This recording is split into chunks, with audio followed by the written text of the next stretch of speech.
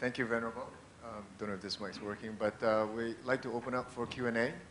I had a question on your concept of vision and sustainability in philanthropy, and the concept of social business, which was talked about by Muhammad Yunus, and saying that there are people who start up businesses to fulfill a certain cause, and these businesses must be self-sustainable from a profit perspective in order to be so. But do you think it needs to go deeper than that? Otherwise, once the business so-called reaches a certain level of profit, or does a certain amount of things, then the whole reason for the business existing then disappears.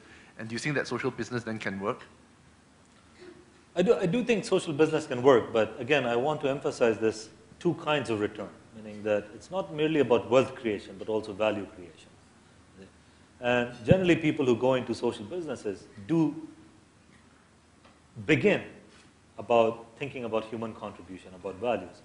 But somewhere along the line, profit again becomes the most important agenda on the thing.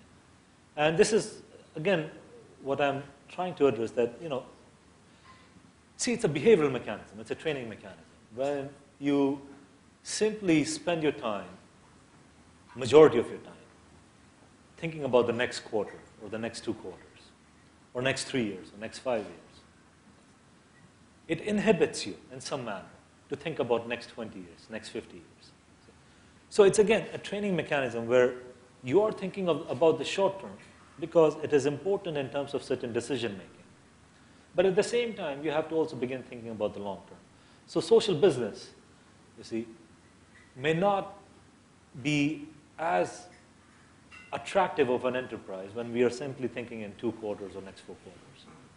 But when you think of in 15 years, 20 years, then it might, give you a very different worldview. Finding a cause also is an interesting thing. Meaning, recently, about 2 months ago, I was in, where was I? In Cape Town, meeting one of my mentors, Archbishop Tutu. And so there were a lot of people there, and one of the guys who was there was very influential in doing work on HIV and AIDS. And so we went out for dinner, and then I was asking him, about his experience. He said, a few years ago, my worst nightmare was another Hollywood actor coming and wanting to become part of this initiative. You see, meaning that, you don't get into philanthropy because of show cause. Philanthropy is not show business. That you have to remember.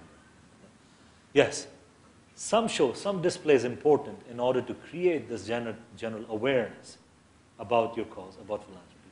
But it is not all show business, meaning some change, some transformation has to occur in the cause itself. So when you choose your cause, I, at this stage, think education, of course, is the most important cause. Education and health. These are 2 valuable enterprises that we need to reflect more on, because this is where I think much of the value creation would occur. And also, illiteracy and unhealthy people are expensive to society. They're expensive to the country. So when we are thinking, again, in terms of better economy and so on, more literacy, more healthy people will translate into better economy in some ways. Great remarks. Fabulous. Thank you very much. Really 3 quick questions. One, can you wear that when you're in Boston this time of year? Welcome. It must be very cold. It is. I really had two axes that I'd like to hear your view on. One is the role of government versus philanthropy. Where does government end, philanthropy begin, vice versa? Because I think the 2 are very related in the way that you've outlined it. And then the second is philanthropy versus money. And that can include tax benefits, matching funds. How important is money to philanthropy relative to philanthropy, which can be doing good, which doesn't necessarily involve money? So those 2 axes would be interesting to hear your view on. I think those are very important questions. First, of course, when we use the term philanthropy, we are looking into doing good, public good by private individuals. And again, it can arise for any number of reasons. The government as an enterprise for doing good oftentimes is not as effective as private individuals trying to do public good. And when you look at developing countries, you will often see that example, meaning that it's again understanding the way of effectiveness. If you have an efficient government, then there could be some private and government partnership in doing philanthropic activities. So there are certain societies that are doing that. In other societies, government sometimes poses an hindrance to doing public good because of other factors that come into play. So it's all a matter of what scenario, what situation one is in. But I do think that government's role in doing public good is simply one part of the equation. What private individuals do in terms of public good is how you complete the equation. Otherwise, again, it becomes an issue where, in a country like India, where people often think that doing good is government's business.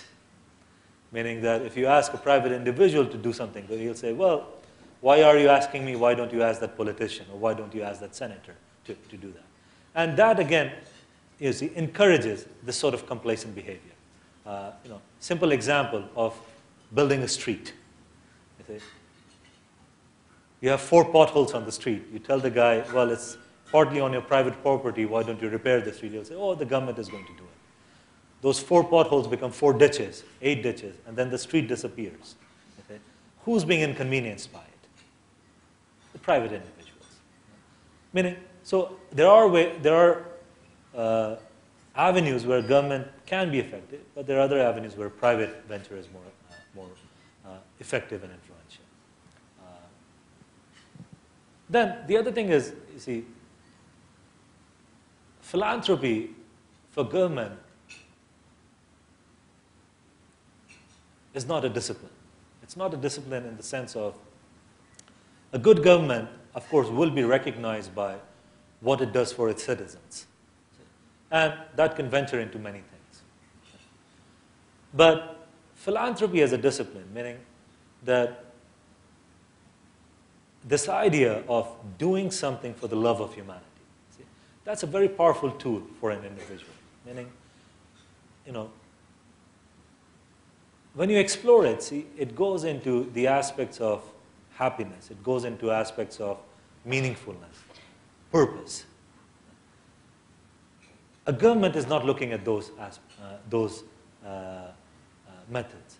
But for an individual like you and me, what happiness is, what the sense of meaning is, meaning what is meant by a meaningful life, what is the sense of purpose, those are some fundamental existential questions that we grapple with at least a few times in our life. So when we are looking at philanthropy, it is a method or an avenue to respond to those questions as well. Because what it does is that it brings you much closer to humanity. It brings you much closer to others. And then you flourish in the sense of care and compassion for others. Government as a body seldom can, I think, exhibit that model. We would like it to, but it seldom does. Then the second question about philanthropy being always about money.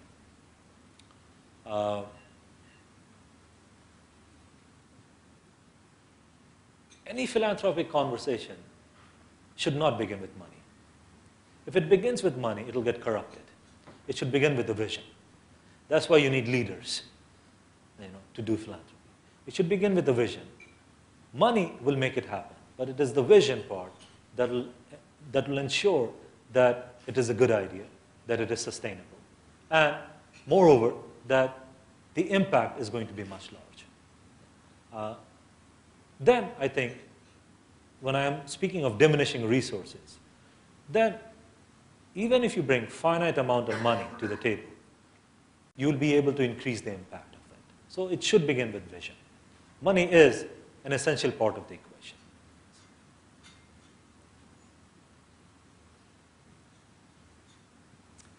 Thank you for some very stimulating thoughts. I have a question and a comment. First, a comment. Many years ago, I worked for an organization that came up with an advertising campaign which said that it is a dog-eat-dog world, so get a big dog.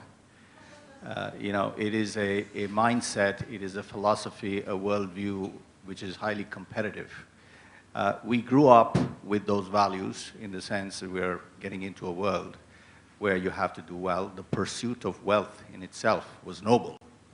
And many people even today believe that, and it is all encompassing till you reach a certain age, and so the pursuit of wealth is very critical. But I find the bigger challenge is about empathy.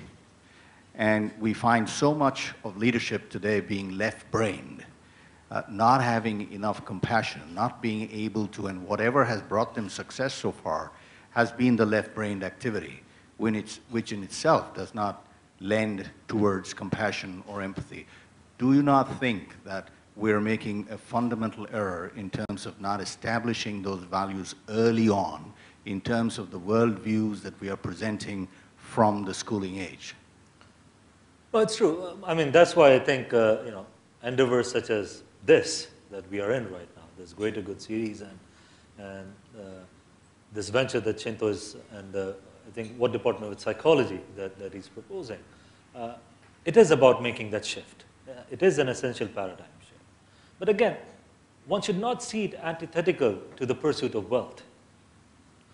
I have nothing against wealth. Make as much money as you can. But also think of other aspects of wealth, meaning self-worth. Don't forget about that. And then the second thing is how you spend your wealth. Of course, neither I nor somebody should tell you how to spend your money. That is not our business. But creating or cultivating a discipline where you're looking at the holistic long-term benefit of things. That is important. You see, the world is in our mind. So if the perception is that everybody around me is a dog, then of course you can't function as a human. But if you begin with the perception that everybody around you is a human, then that's a good place to start a conversation.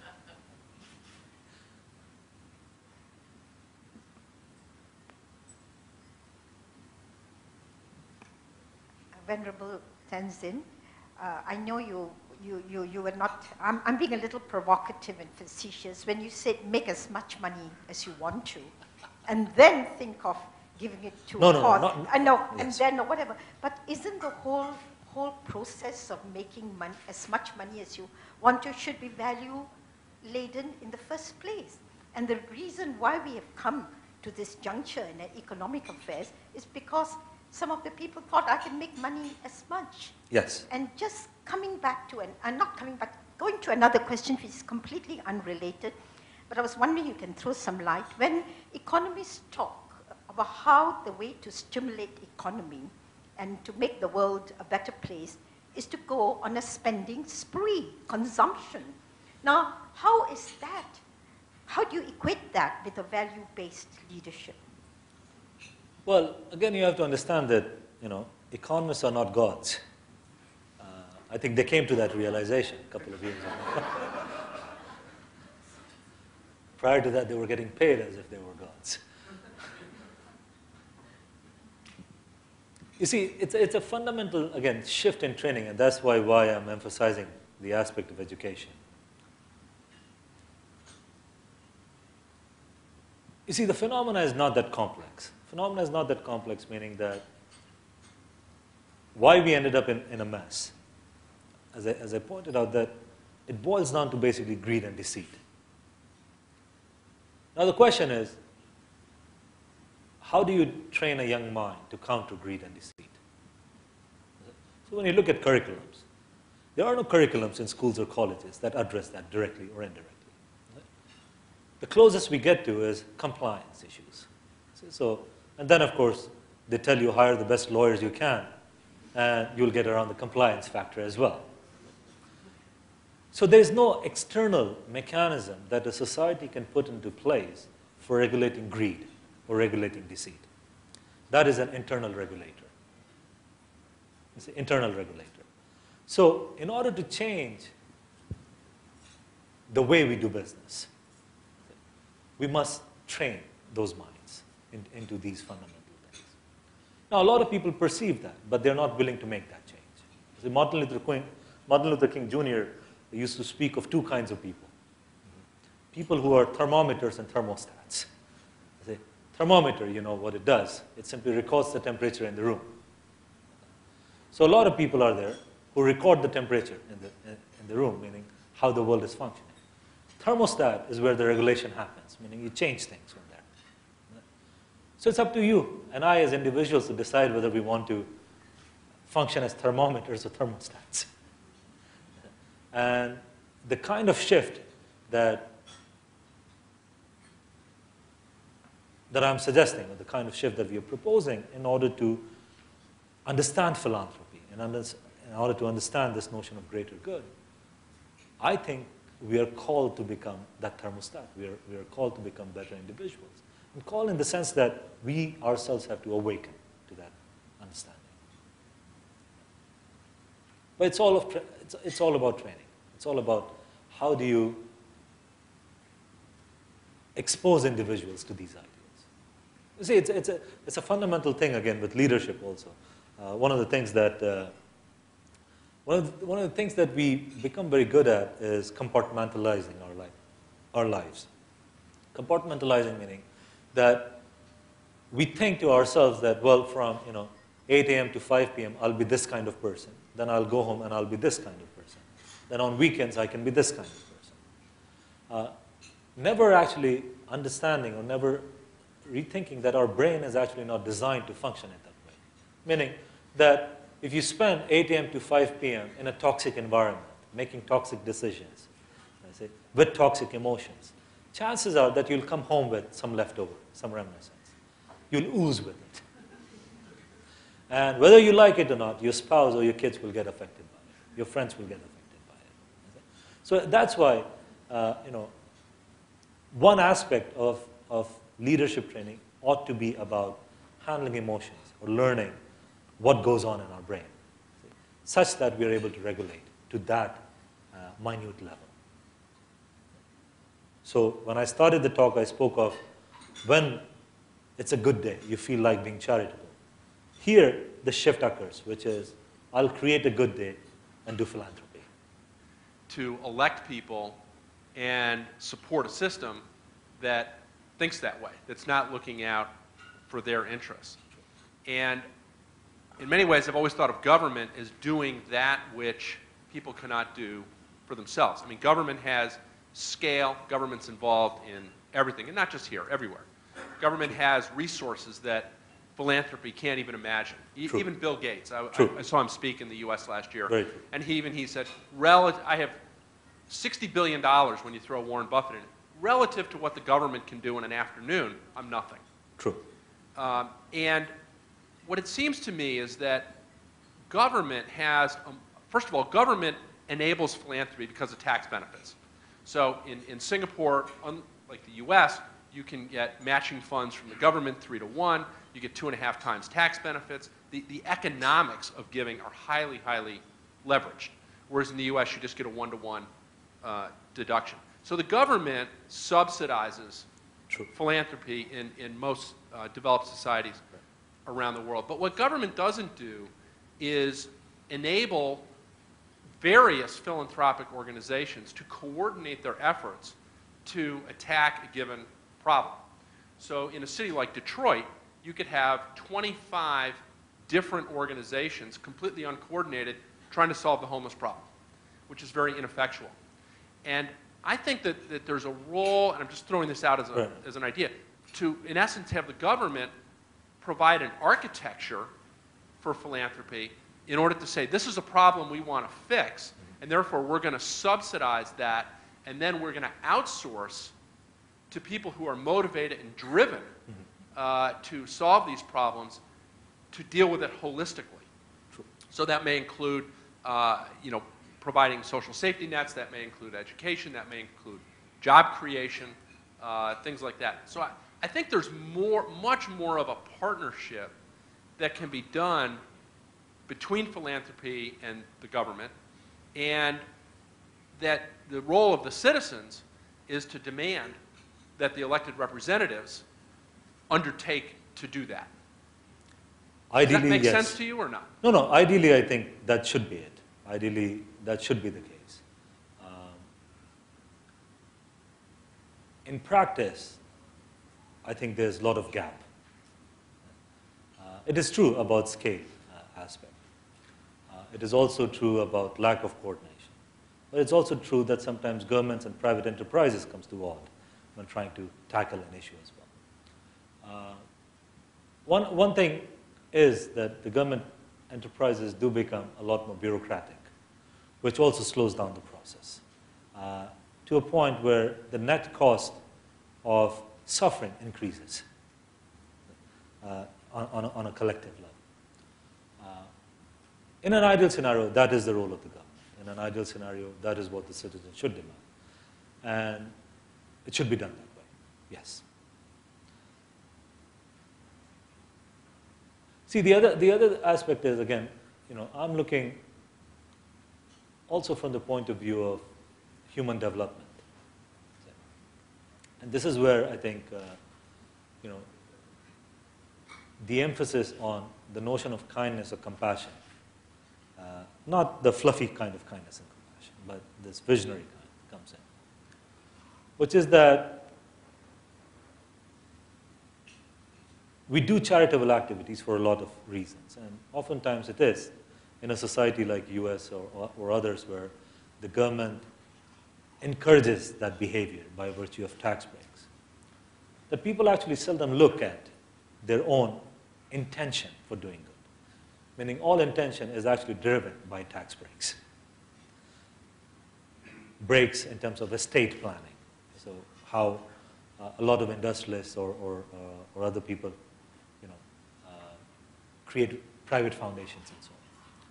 And that also creates mess, because then you end up with too many private foundations doing the same thing but not talking to each other. Philanthropy, in one way, is actually also as a discipline, as a human discipline. It ought to be understood as an individual endeavor, meaning that when I speak of love of humanity, the definition of philanthropy itself, which emerges from this sense of care or compassion and so on, that we look at the economic benefits of tax breaks and so on, but that should not be, or that should not become the sole reason for what drives us to do good. When that becomes the sole reason for what drives us to do good,